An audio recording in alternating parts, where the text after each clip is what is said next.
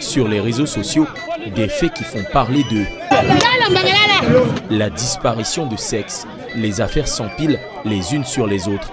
Les témoignages aussi. Le gars lui donne 5 ans. Il disparaît son mangala. S'agit-il de faits réels, d'hallucinations collectives ou d'effets de foule? Il y a de quoi s'interroger.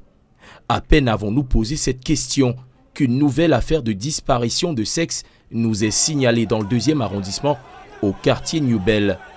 Les premières images qui nous parviennent sont effroyables. Un homme, le présumé coupable, a été passé à tabac et gît dans un caniveau. Nous nous sommes rendus sur les lieux.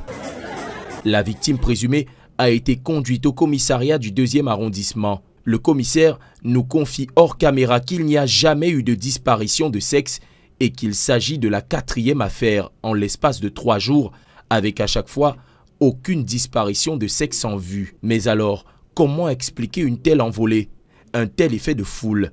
Nous avons posé la question à un psychologue. La foule ne traite pas l'information, la foule elle n'a pas d'âme, elle réagit sur le pif en fonction de ce qu'elle ressent et en fonction de la caractéristique même intrinsèque de cette foule.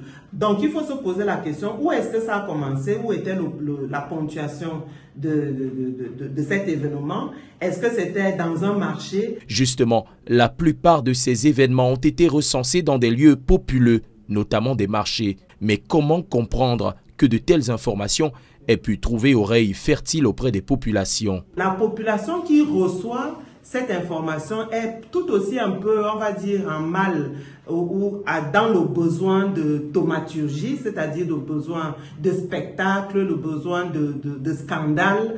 Au-delà du phénomène qui crée la phobie auprès des masses, une question essentielle se pose. Dans l'opération de manipulation de la foule, qui tire son épingle d'un jeu devenu macabre? Bien malin qui pourrait y répondre. Il est malade.